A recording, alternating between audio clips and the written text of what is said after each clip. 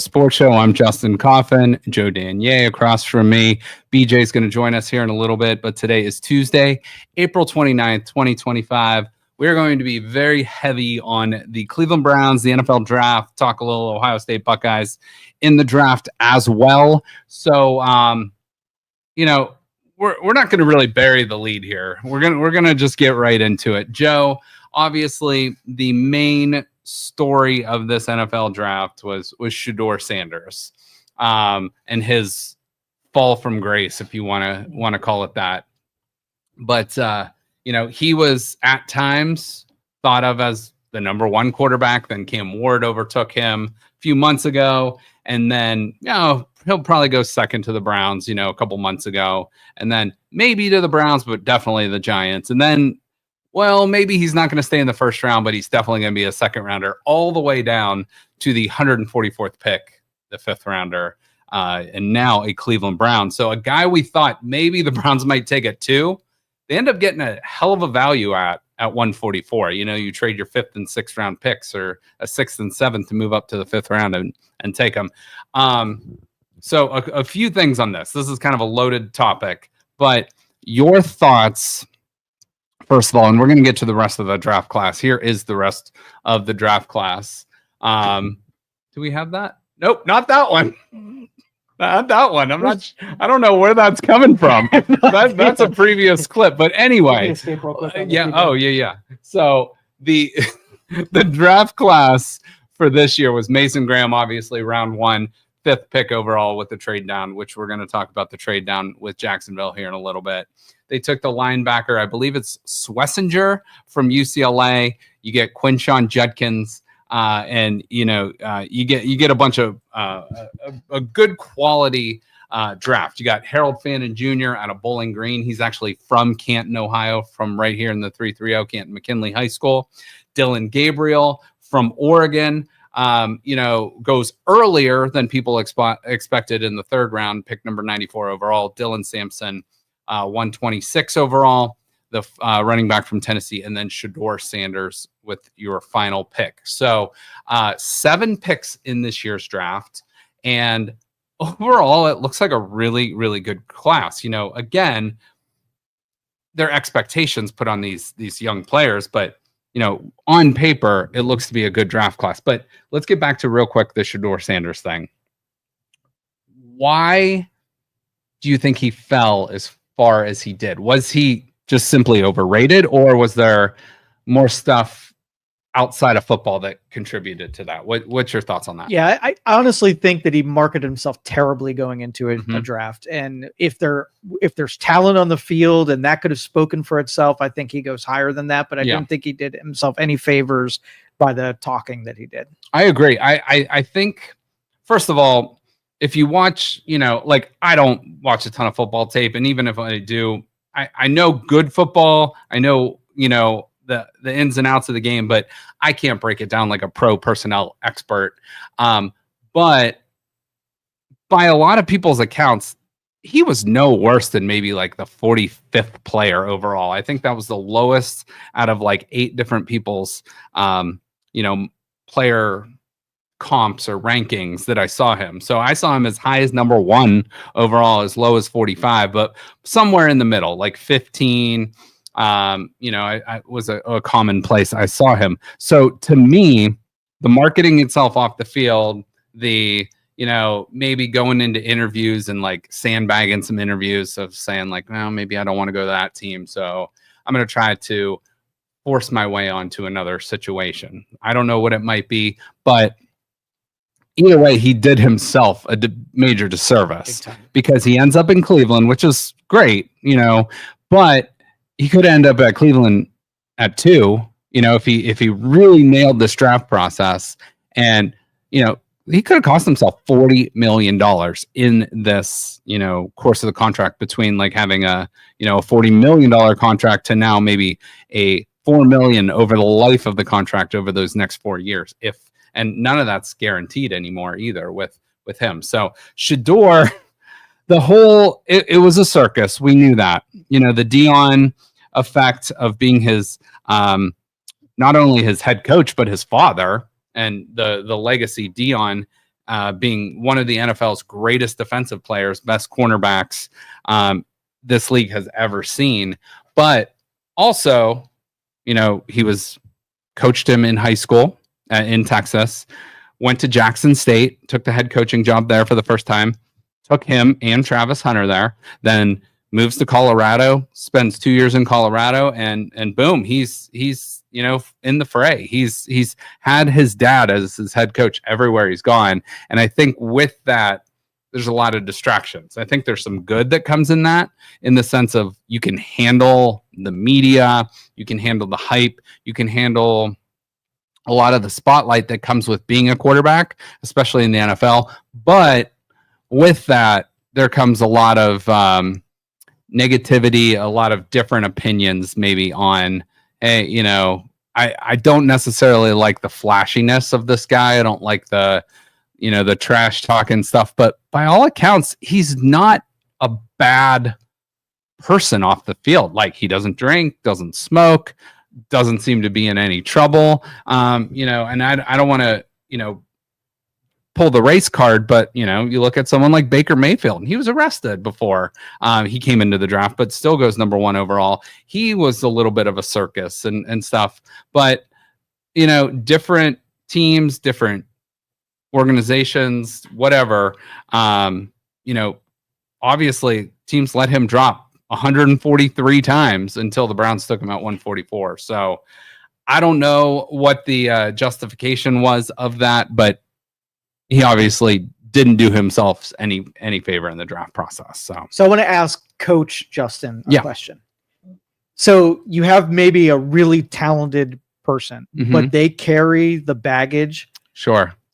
As it relates to your culture. Yeah. Do you risk busting up your team's culture for the sake of talent? Yeah, that's a hard one. When do you sacrifice talent for your ethics, morals, culture, like you say? I mean, talent almost always wins out.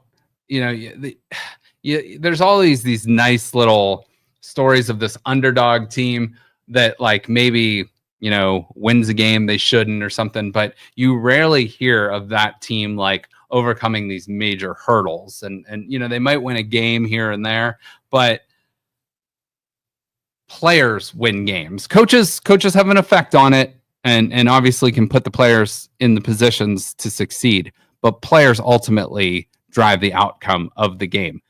With that said, a player that brings too much baggage can negatively affect that culture, and maybe take a team that has higher goals, and maybe that creates some animosity within the locker room, some players that maybe they're infighting or doing something where it's more of a distraction than the return of the talent that you're acquiring. Yeah. So, I mean, think of your leaders right now. You have Myles Garrett as the complete opposite, a humble, quiet, respected participant. Sure. Do you really think that if Shedeur Sanders is not going to be that wild leader that just decimates that respect chain of command that they have? And that's where I'm not necessarily, he does the watch thing. He does a few other things, but I don't really think he's this major, total distraction. And everywhere he's gone, they have got better too. They went to Jackson State, they got better. Obviously in high school he was really good, but went to Jackson State, got better. Went to Colorado, took a 1-11 football team to 4-8. Only 3 wins better, but 3 wins better is a lot better than that. And then the next year they go 9-3, and they're competing for they're into the last week of the season competing for the Big 12 title game. Played in his bowl game, and they ended up losing that game, but still played in that game along with Travis Hunter. And so I don't understand, and maybe I just don't know enough about the situation of the major negativity that comes along with him. But to me, I think it's I think people outside almost see Dion, Shedeur, and the other sons as almost like a Kardashians. That's almost how I would compare it. More of a reality TV than an actual football team. But, Dion, look what he's done at Colorado. He's done great things. He's obviously coached his son up to be a Division I and now NFL prospect. So I don't, and teams have the right, you're just, if you're passing on talent, you have every right to not take him. Now, let me ask you this. If you are the Browns, and do you think, you're in the room and Kevin Stefanski's in there, Andrew Berry's in there, you got the other guy, I forget his name, but then you got your boy, you know who Podesta in there, and then in walks your owner, Jimmy Haslam, and I've given Jimmy Haslam some shit over the years because I think he meddles a little bit, but again, I don't know. But I've heard from beat reporters he doesn't. He's hands off. So do you think he was finally like, you know what? There's too much talent. We took this kid out to dinner. We got to know him. We met him. And like the tape speaks for itself. This kid is at worst the second round quarterback and could be the answer to your Deshaun Watson problem. He'd be a really cheap quarterback that has now a chip on his shoulder. He's like, give me that guy. I don't care who you're going to take in the 5th or 6th round that we might end up cutting anyway. Give me Shedeur Sanders, the circus that goes along with it. But now he's got to come in and work. He is not even guaranteed a roster spot being a 5th round quarterback. Now, if you're the second pick in the draft or you're a 2nd round pick, you're making the team regardless. But if you're a 5th round pick, we invested a 5th and a 6th round pick in you in a trade. It's like, if you're going to cause a bunch of animosity or whatever in the locker room, we could cut your ass. So he's got to earn his spot and see what happens. What say you on that? Did Haslam force him to make the pick, or was this a coach GM decision? See, I think their motives going into this was the most conservative play that you can. Don't take any big risks. Let's just load up on our stuff. Mm-hmm. But then the situation presented a gamble and a risk. Mm-hmm. And so I think they got together and say, do we really want something that's going to put us on the radar, make us gamble again, and put us in the fans' crosshairs? Yeah. So I think they checked with the boss and said, nobody wants to be responsible for this one. What do we do? And he got the blessing. So that's my guess. Okay, that's fair. The Browns have, with Deshaun Watson, a very low bar for off the field behavior, distractions. And the Browns have not been, outside of a couple of playoff years, have not been a very good team. They are always a very interesting team, though. Johnny Manziel, that is true. All the other circus that have come to town. But now you're bringing in another possible distraction for Kevin Stefanski. He's going to be asked about Shedeur Sanders every single day. Mm-hmm. And now you also have another rookie you paired with him, Dylan Gabriel. You also have Kenny Pickett, who you traded a 5th round pick for. You also have Joe Flacco, the veteran that the fan base loves, but is 40 years old, and he's about to be put out to pasture soon, Mm-hmm. So this guy, Joe Flacco, is not the future of your team. You don't know what you have in Kenny Pickett. Maybe he's your future backup. Maybe the Browns are like, you know what? Let's roll the dice. Maybe this former 1st round pick, I think he was 20th overall, like 2022 draft. He's only been in the NFL for 2 years or something like that, but he has a 15-10 record. He's not been bad. So he's a serviceable NFL quarterback, even though he might have little hands. You got Dylan Gabriel, who apparently they loved, and they had Dylan Gabriel ahead of quarterbacks like Jalen Milroe from Alabama and Shedeur on their board. And then they're like, this is too good of a talent to pass up with Shedeur. So you have 4 quarterbacks, and I'm excluding Deshaun Watson because I think his days in Cleveland are over. Unfortunately, his salary cap, big cloud is hanging over the organization. But the Browns, I think, are looking at this year. This is just me thinking at this year as like kind of a punt on year. But let's throw a bunch of crap against the wall and see what sticks. Like I saw James Frank just commented the Deontay Johnson signing. the former Steelers wide receiver, former Panthers wide receiver, is like he signed, and we can get to him later, but it's like that's a low risk, high reward signing, just like Shedeur Sanders. That's a low risk, high ceiling. Or maybe it's like hey, it doesn't work out. He's gone. He's cut out the door. The circus left town. Or maybe it's, hey, we got Shedeur Sanders in the 5th round. Maybe we can develop him into a middle of the road NFL quarterback, a decent NFL quarterback. And then we can use that extra 1st round pick along with ours and just keep building this roster and making it great. So this team has a lot of options going forward, which is good. I think this draft overall, and I posted it yesterday, I absolutely hate draft grades. I hate it because, first of all, the people that give out draft grades are the people that have a predetermined notion of what they expect to happen. And if it doesn't go according to what they thought, oh, that's bad. Or, it's never like, oh, that was a nice surprise. I'm going to give him an A when I thought it was a B. First of all, so throw draft grades out the window.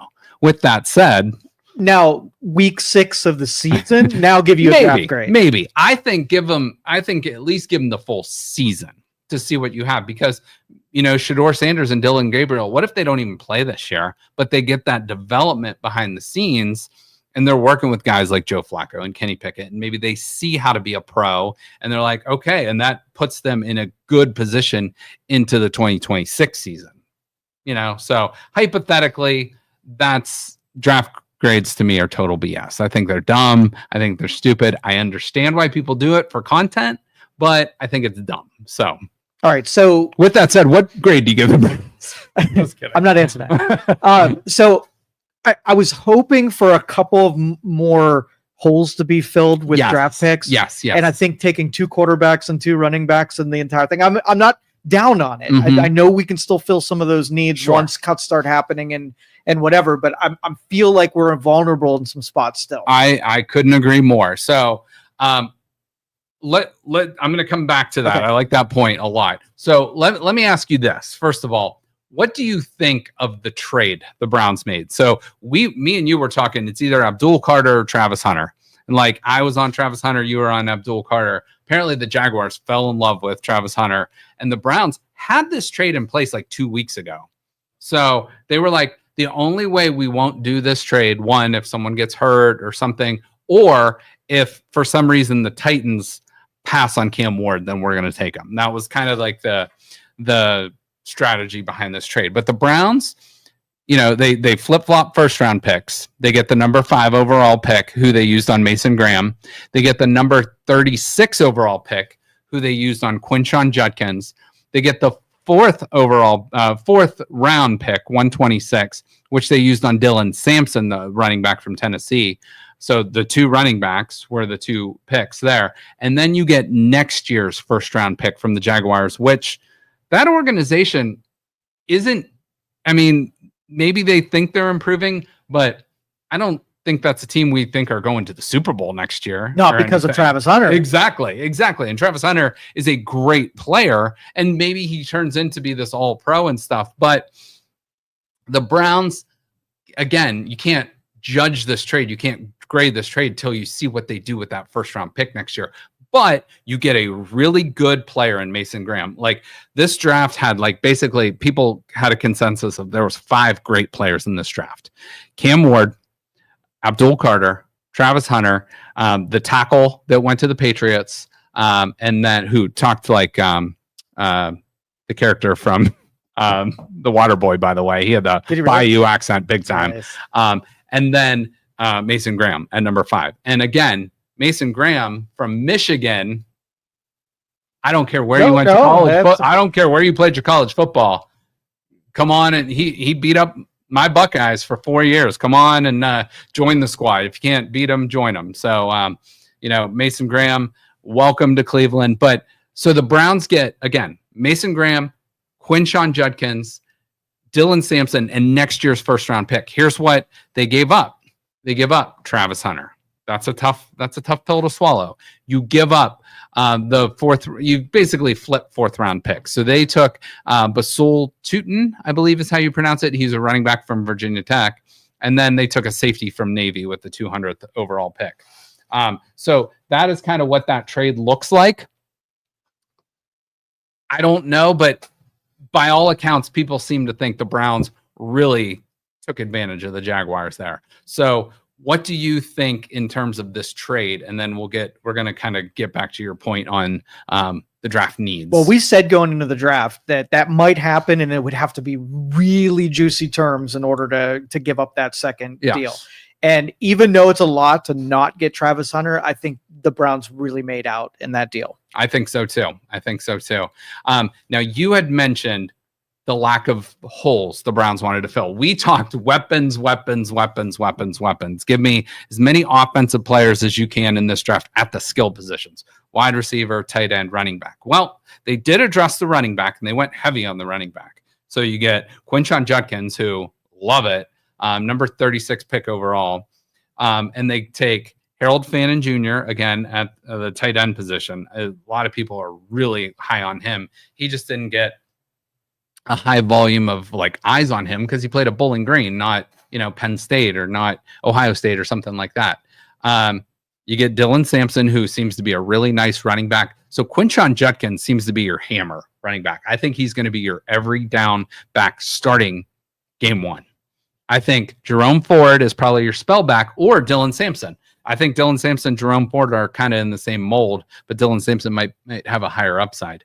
Now, I see James Frank put out there. Do you think this affects the Browns bringing back Nick Chubb? What say you on that? Yeah, I think we honor him. Yes, but we let him loose. I think he's probably gone, but if he comes back on a really team-friendly deal, why not? Why not? Bring him back. But carrying 4 running backs on a 53-man roster when you dress about 47, that's a lot of running backs. And Nick Chubb, obviously a fan favorite. What do you think, BJ? Do you think Nick Chubb is back next year with the 2 backs drafted plus Jerome Ford, plus you got Pierre Strong in the backfield too, or is he done? I doubt it.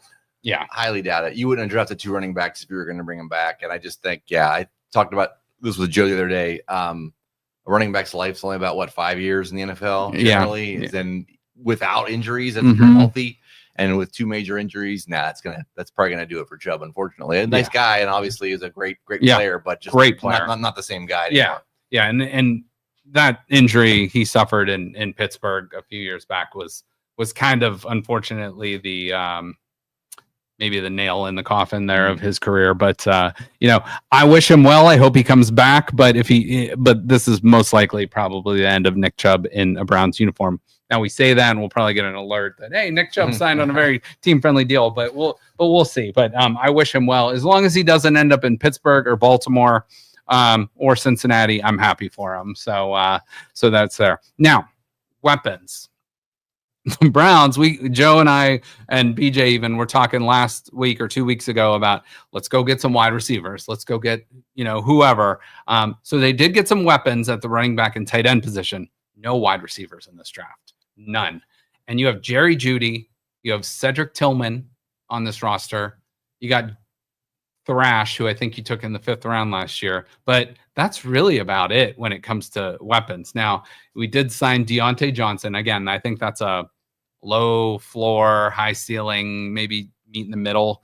But it's a very low risk move. You're not signing him on a multi-year contract. You're signing on a show us deal. Was there a second wide receiver they added today?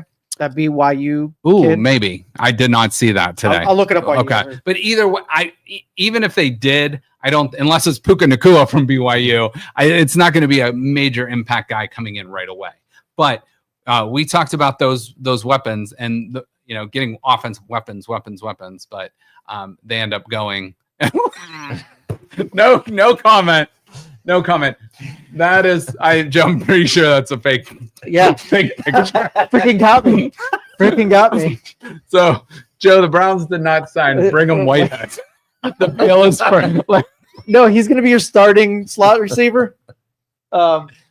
I bet he's got all the white receiver attributes. So he's very smart, no, great route runner, short and twitchy. Dude, freaking got me. The internet. Bring him one. 5'11", 180. Might not be physically intimidating, but what he lacks in size, he more than makes up in intangibles, just like any other white receiver comp you would get. Oh my God, that is great. That is I want to see great. the press conference. I'm sure he's Oh my gosh. But yeah, Brigham Whitehead will not be playing for the Orange and Brown this year. Most likely, probably not anywhere. Hopefully, just he applies some sunscreen. That tricked AI too. Even AI said they signed him. Yeah, AI can't tell it's a hoax. Oh my gosh, that is really, really good. Really good. Oh man, that one got me. That one got me. That was good. That was good. So. BJ, we'll bring it back on. We went from derail. We're gonna bring it back on track here. First of all, what do you think of the Browns trade, and what do you think that trade was doing? Do you think that was like, hey, let's just drop down a few spots, and we'll pick up a first rounder next year, or do you think this was like, we're punting on the quarterback position this year? Let's get as many assets as we can to maybe load up for next year. What do you think? Yeah, it's the setup for next year for sure. I don't think they were in love with any of the quarterbacks really to take that high. I think they still got a great first round pick. Mm-hmm. There wasn't like so they got a guy that's going to start right away and be an impact, and have an impact. So I just think the next year's quarterback class is going to be a lot better. So if one of these guys pans out and they don't have to draft somebody and they use it for something else, then great. But if not, then they've got a lot of assets available. Yeah, from what I heard, and this is secondhand, but from what I've heard from the Browns beat reporters and whatnot, is the Browns did really, really like Cam Ward. They liked a lot of the other quarterbacks. They liked Dylan Gabriel to take him enough in the third round. They liked Shedeur Sanders enough, but not to take him till the fifth round. But they weren't in love with like a Jackson Dart or any of these other next level quarterbacks. So it's like BJ said, we're going to accumulate these assets and maybe do a 2-for-1 type deal next year to move up to whatever pick you might be. Who are you going to cut in that of those four? Because that's a great question. They're going to make the team. Now they're probably going to have one there, and somebody might need a quarterback, whatever, and so they might trade somebody there. But I mean, who goes? I mean, if Shedeur, if Shedeur is in a head case or isn't goofy and just doesn't get cut, then you have a problem of. I don't think you're gonna. I mean, maybe you put one of those guys in the practice squad.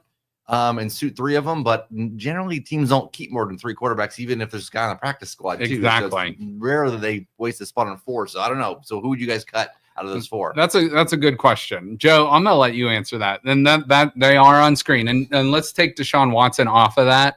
But you got Kenny Pickett, you got Joe Flacco, Dylan Gabriel, and Shedeur Sanders. So Joe, I'm gonna let you go on that first. I was never sold on Pickett from the time they signed him, so he would be the one I'd scratch.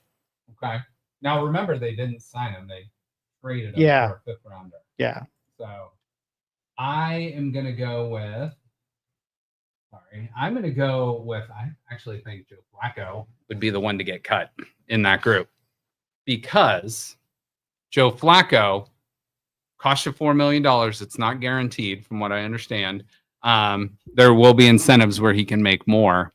I think Kenny Pickett. I think the Browns like Kenny Pickett. I don't know exactly why, and maybe he'll show us and prove us on the field, but I think they think he's got a lot of really good traits and could be a good leader.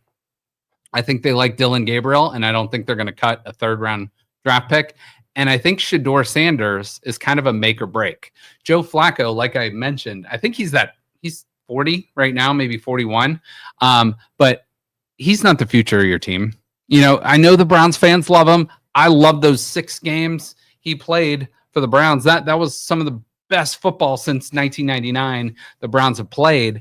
But again, it's kind of like we romanticize on that. And anywhere else he's been since Baltimore, he's kind of stunk. He wasn't very good in Indy. He wasn't very good with the Jets.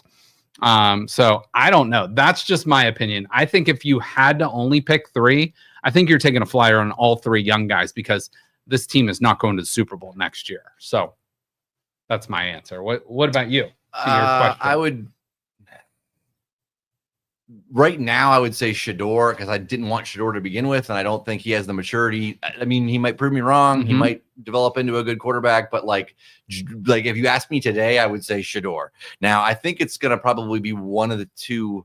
I don't think they're going to cut Pickett, and I don't think they're going to cut Flacco either. Yep. I think Flacco's a security blanket. I think Pickett they have a lot of belief in. Mm-hmm. So I think it's going to be one of the two rookies when they do it. It just depends on who looks the best or whatever. And I mean, like I said, Shedeur might make it easy for him if he acts like he did going into the draft with the Browns. He's not going to be there very long. So we'll see. What could make it easy, because we know in the National Football League, or just football in general, injuries happen. They're a part of the league, and there is at least usually one quarterback that goes down around the league, if not multiple, throughout the season. Your tongue with this injury talk. Well, look. I mean, look at it. Every single year, I think there's somewhere around 66 to 70 quarterbacks that start an NFL football game throughout the year. So that's on average 2 to 2.5 guys per year. We know what just the year the Browns made the playoffs, they started 5 different starting quarterbacks, but like Joe Burrow goes down for injury all the time. You've had other guys go down for injuries, but who would a team that's competing to get to the playoffs or maybe win a Super Bowl want out of those 4 guys? They're probably not going to want one of the 2 rookies, right? They're going to want Joe Flacco. So to BJ's point, maybe they do keep Joe Flacco around, maybe as a trade asset, if there is an injury around the league that, I just think the Browns want to see what they have with some of these young guys, but they're going to keep Joe Flacco around as that steady veteran hand. But if I had to make a pick right now of one of those 4 guys to get cut, I think it would be Joe Flacco. And I don't think it will happen, but if I have to pick, gun to my head, that's what I'm saying. So I don't know if you guys saw this, but no other quarterbacks were drafted in between Dillon Gabriel and Shedeur Sanders. That is the first time since 1990 2 consecutive quarterbacks were drafted by the same team, when the Saints did it back in 1990. Mike Bucks and Jerry, who could forget Jerry Dukowski, of fame. So this makes me think, what did you guys think of, and I watched the draft. I'm not like, I was totally locked in when the Browns were picking, but I go and do other things. It's not like I'm sitting there staring at the TV for the entire draft. But what did you guys think of sort of Cam Ward, who went first overall? I hate to say he got snubbed, but they hardly talked about him at all because of the whole Shedeur Sanders thing. So Cam Ward, the consensus, no drama, first round pick, goes to Tennessee at number 1.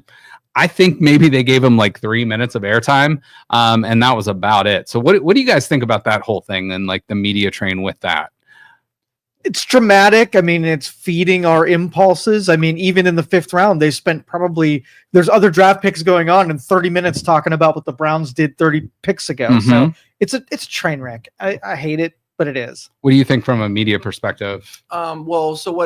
It was just the perfect storm for that to happen, though, because I think everybody knew that Cam Ward was going first anyway. Yeah. And so it was it wasn't a story anymore. It was so that's why I think it went the way it did. I mean, did they spend too much time on Shedeur? Yes, for sure. They probably should have spent some more time interviewing Cam and stuff at that, especially right after he got drafted. Yeah. But yeah, I mean, I think that's wise because there was no surprise in that pick at all. So it was just okay, yeah, we knew that was happening. Moving on. What's the next story? Well, poor kid, it's your moment. They barely talk about you. Exactly. Yeah, and that's kind of what I thought. But again, he's going to have many more moments like that. And you are the number 1 pick.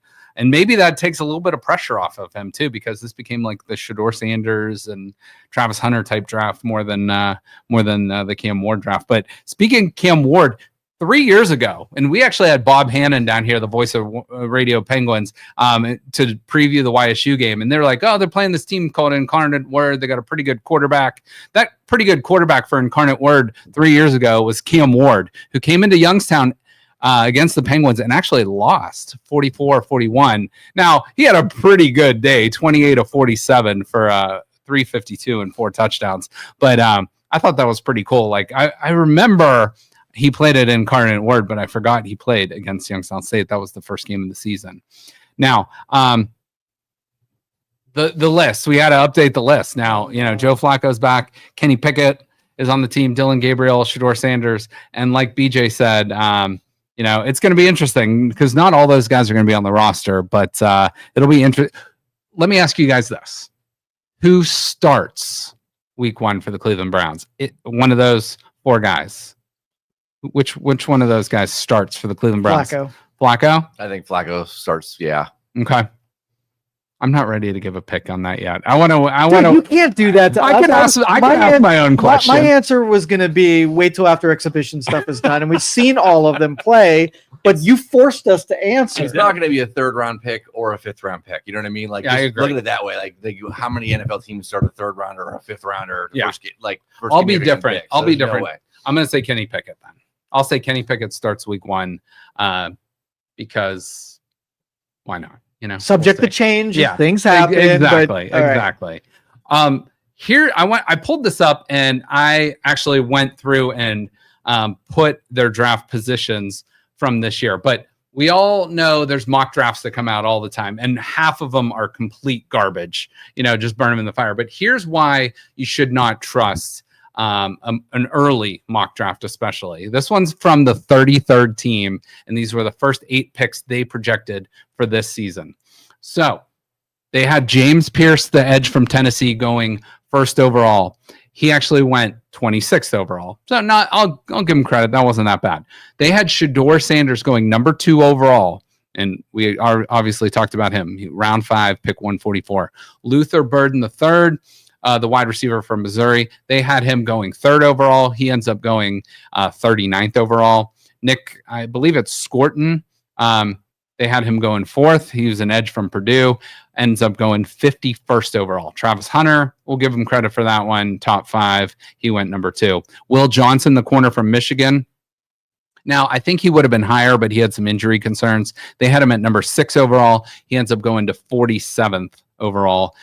Carson Beck, they had 7th overall. He's playing college football next year and actually is not even staying at Georgia. He transferred to Miami, and I don't know what his future is. He had kind of a rough season this year. And then Harold Perkins Jr., the edge from LSU, he's still in college. He didn't even come out for the draft this year. So take whatever that is with a grain of salt. Any of those mock drafts, any experts or whatever, we like to talk about it and have fun, but we're just giving our opinions and thoughts. And half the time, me, you, and BJ have get things right more than the so-called experts do. Yeah, don't bet on mock drafts. No, definitely don't put any money on. Definitely do not.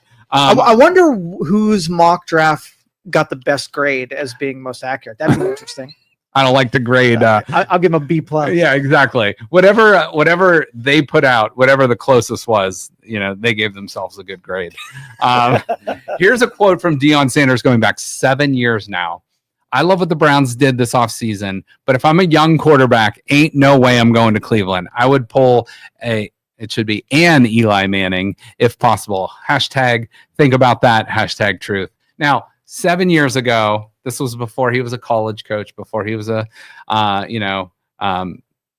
a son that was a possible NFL player. But thoughts on that quote now, looking back in hindsight, 7 years ago. What was going on 7 years ago in Cleveland? Yeah, they were a dumpster Was that fire. the winless year? Was Hugh Jackson there? I think that was I wouldn't go there either. Exactly. I think that was 18 was the year they took Baker Mayfield. I'm pretty sure. So, they were building up the team, and then Baker comes in and obviously improves the team. But what thoughts on that quote? First, what's the Eli Manning thing? What did Eli do? Eli Manning would not play. It was then the San Diego Chargers, but they had the number 1 overall draft pick, and I think they flip-flopped with the New York Giants. So he was he refused to play in San Diego, and they ended up getting Phillip Rivers, who worked out really well for them too. But he refused to go play for San Diego at the time. So I honestly, if I sign a contract with Sanders, what he's allowed to say to the media is in there, and his dad's involvement in anything has to be in there. Can you do that? Yes. Yes. I don't know. Barred from the facility. The thing that would give me hesitation is Kevin Stefanski or something. Deion Sanders still has a team to coach in Colorado. He is still coaching with the Colorado Buffaloes, but he's going to be asked about his son playing in Cleveland or wherever he ends up playing if the Browns end up getting rid of him.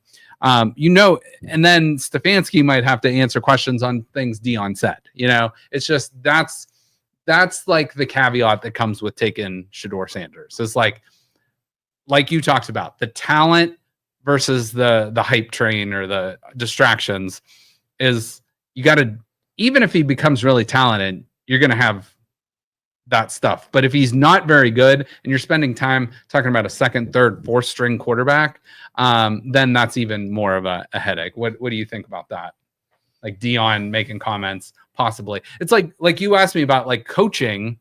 It's like there's always parents that are going to chirp. My daughter's not playing enough. My son's not playing enough, whatever. And it's like, that's kind of like what Dion might be to at the NFL level. I think if Sanders makes the team, right, but he's relegated to like third string or practice squad or whatever, like, then Dion's not going to be like, there's not going to be a whole lot to talk about. You know what I mean? So I don't think you're not going to ask a whole heck of a lot of than, how's your son doing or whatever, what's he think? And so there's not like a lot there. Now, if he's sort of thrust into the spotlight somehow, then I can see it being an issue. Well, if he's not on the squad, he's going to be rage tweeting out there that his son's getting shafted. Oh boy. Well, maybe. It doesn't matter then, but I'm a Brown, so I don't care at that point as a fan if he gets cut and he can say what he wants, whatever. Like if he stunk up the joint and or his attitude's goofy and they just cut him, then who cares what he says at that point? Hold that thought, because speaking of stunk up the joint, that triggers this next thought. So this is from Matthew Berry, who's a very well-respected journalist around the NFL. But he said he got the exact opposite read on Shedeur Sanders. I want to be careful here, but I spoke with two people on two different teams that met with Sanders, and completely independently of each other, they had the exact same things to say. They both said it was a bad meeting and that they came off as unprofessional and disinterested. Both also said that the meeting that they had lesser opinion of him prior. These same people both met with Cam Ward as well, and they both loved Cam Ward. It was a pretty pretty great meeting. Now, I'm not trying to kill the kid, so I want to give a bunch of caveats. There were just two people, maybe in the meeting, they had a different read, and maybe what these teams didn't want to go to, so purposely tanked the meeting. So I don't know. There was also stuff about him wearing too much cologne in these meetings and thus stinking up the room, where one team went on a walk instead of sitting in a room with him because, I don't know. Did you ever have that like 70, 80-year-old guy that comes into the room and just wafts of cologne, and it's like maybe, and not good cologne. No, it's always a bad one. Yeah. Or so women that wear white diamonds, or anyone who wears Axe body spray, or any of that shit. So, so we're probably not getting Old Spice or Axe as a future sponsor. But here, I thought this was great. The quarterback equivalent, the Dylan Gabriel height comparison with Joe Flacco. The 6'6" versus 5'11". And what was the big problem with Baker Mayfield? Baker Mayfield was what, 6 foot? But like it was the balls getting hit down at the line of scrimmage. Now, Dylan Gabriel, by all accounts, has a very strong arm. Very strong arm. He actually threw the highest velocity pass at the NFL Combine in its history at like 75 miles an hour. It's really hard to throw a football more than like 50 miles an hour. If you ever try it, it's very difficult. But Joe Flacco, Dylan Gabriel, both strong arms, but very different on the height spectrum there. Now, real quick, because again, we're kind of like scooting away the first round draft pick. What do you think about Mason Graham overall? The fifth overall pick, defensive tackle. It's not a sexy pick, but it's a very valuable pick. So what do you guys think on Mason Graham? We were not great against the run. And number one, it's going to make Myles Garrett more confident on that side of the line. Agreed. And we may stop the run better than last year. So I'm with it. Okay. Yeah, I'm fine with it. Not a sexy pick, like you said, but it's going to make the line better. And it's not I don't think you can go wrong with that pick. You know what I mean? I agree. I agree. Now the back from Ohio State, Quinshon Judkins, that the Browns took. I saw this weekend, and this kind of blew my mind. Quinshon Judkins, first of all, if you haven't seen, he's young guy. He's 21, as most of these guys that come out in the draft are. Here's what blew my mind. He was born on the same day LeBron James made his NBA debut for the Cavs. Does that not make you feel old? October 29th, 2003 was when Quinshon Judkins was born, the same day LeBron James made his debut for the Cleveland Cavaliers. That is just wild, wild stuff. So a couple other quick thoughts before we wrap up here, but here are all the Andrew Berry picks. Now, we're not going to go through every single one of his picks, but this was now his 6th draft. He started in the COVID year, so 2020 to now 2025, and he accumulated the first rounder for next year. I think that ends up being the big one for next year. But so his picks last year: Mike Hall, Zach Zinter, Jamari Thrash, Nathaniel Watson, Miles Harden, Jawan Briggs. For this year, Mason Graham, Carson Schwessinger, the linebacker, who, Joe, I know you love linebackers. This kid apparently is going to be a really good one. He's going to be your middle linebacker. But overall thoughts on just Andrew Berry and his draft picks for, the Cleveland Browns. He gets a lot of heat, but I think I'm not off on him. I think he still does a decent job. Okay. Well, that back up. Are any of those guys still on the team? Dude. Wait a minute. So even last year. So is Thrash doing who outside of this year? So Zach Zinter, I want to give him time because I think he might end up be one of your replacements for Batonio or for I can't think of his name. Your other offensive guard there, Teller. So I think he might end up being one of your replacements there. Jamari Thrash, we don't know. And again, you're looking at that. There's no first rounders since 2021, Greg Newsome, who's in his last year. JOK, we love JOK, but might not end up being, he might be retiring. I don't know. He might have a career-ending injury. We don't know. But there's not a lot in that 2021 draft. Jed Wills was obvious. Grant Delpit's a hit. Greg Newsome, I would say, is a serviceable good one. JOK is a really good pick. James Hudson had an okay, he did all right. Martin Emerson, I think, has been a good pick. Alex Wright, we'll see. But yeah, the rest of those guys, Jerome Ford, they got in the 5th round. Jerome Ford's a decent there's back. more guys there still with the team than I thought. So that's better. I was looking, I was like, wait a minute. I know, but you're right. We'll see. And, from this draft, you got to get 4 starters out of this draft minimum out of those 7 picks. So we'll see. So that's where we're at. Now, really quick, and most people probably can't see this on the TV, but here is every Browns draft pick since 99 in the first round. I went through, and out of all of them, I think there's only a handful of guys that are even a really, you can call a great pick. Joe Thomas, obviously, 2007, took the Browns, 8 drafts to get that right. Alex Mack was a really good pick. Joe Hayden was a really good pick.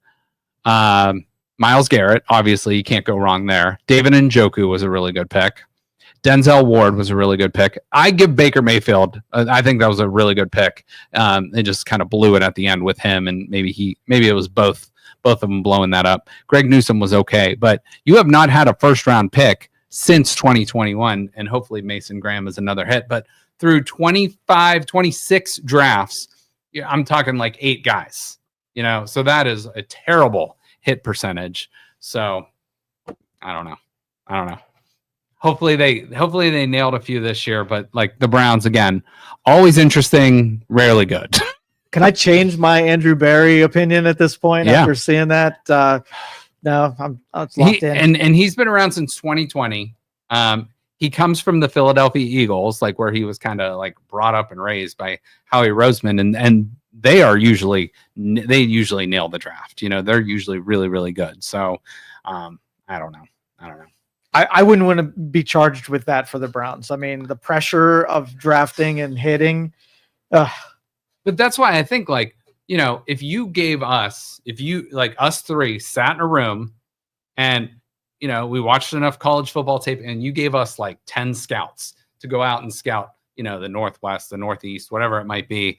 I think we could probably have done a hell of a lot. Yeah, exactly. You could have thrown darts at a dartboard and probably had a better hit rate than, Now, hopefully things are back on track. Andrew Berry, I will give him a little bit of slack because in his drafts, he's only had Mason Graham was only his third first-round pick. So not Denzel Ward, Greg Newsome, Jed Wills was a bust, but hopefully Mason Graham ends up being that guy. And then you got 2 more next year that hopefully that ends up being your quarterback of the future or 2 star players. So that's where we're at.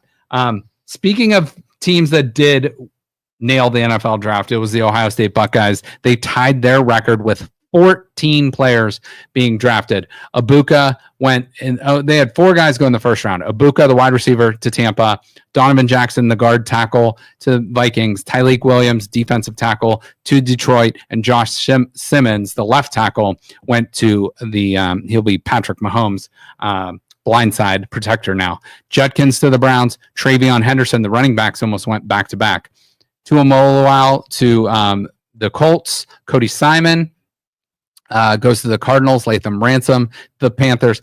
The Steelers took 2 of our guys, unfortunately. That's one thing I hate about the Steelers taking Buckeyes. Jack Sawyer and Will Howard, the quarterback, go both to the Steelers. Ty Hamilton, Jordan Hancock, and Denzel Burke also go in this draft. So 14 guys for the Buckeyes. And then real quick shout outs because Ohio State wide receivers, this is the last 4 years. They've had 5 first-round picks. Abuka, Harrison, Jackson Smith and Jigba, Garrett Wilson, Chris Olave. And that's even taking out Jamison Williams, who was a first-round pick that spent his first 3 years at Ohio State and transferred to Alabama and went to the Lions. So, and then next year, you could probably got another one in Carnell Tate. And the year after, you might have the first overall pick in Jeremiah Smith. So, unbelievable run by the Ohio State Buckeyes in the draft. And here's where the schools that kind of dominated the NFL draft: 14 for Ohio State, Georgia, Texas, Oregon, Ole Miss, Bama, Florida. Your common names you hear there at the draft. But since 2000, Ohio State leads by most draft picks by a school with 167 draft picks. So the expectations at Ohio State are high, but a lot of their players are living up to it. So we'll end it there. I just want to do a really quick note. The Cleveland Cavaliers just absolutely dominated the Miami Heat, swept them 4-0. They're probably going to be taking on the Indiana Pacers next. Here's a real quick look at what the playoffs look like right now. Celtics up 3-1, Knicks up 3-1, Pacers up 3-1 in the East. And then the only one that's like a real tight series right now is the Denver Nuggets and LA Clippers. That series is tied at 2 games apiece. So Cleveland will await the winner of the Pacers and Bucks, but absolute annihilation by the Cavs. Evan Mobley just recently won the Defensive Player of the Year, and Kenny Atkinson's going to win the Coach of the Year. So just a great run by this team. So if you have not jumped on the bandwagon, there's plenty of time to get on for the Eastern Conference semifinals and beyond. So that's kind of our draft thoughts, and check in with the Cleveland sports scene. We're going to omit the Guardians today, but for BJ and for Joe, I'm Justin. Thanks for watching the 330 Sports Show on Youngstown Studio. Make sure to follow on social media. See you guys later. Thank you for listening to this show on Youngstown Studio. This is original Youngstown content. Feel free to share our videos and tell your friends about us. Don't forget to subscribe to our YouTube channel and follow us on Facebook.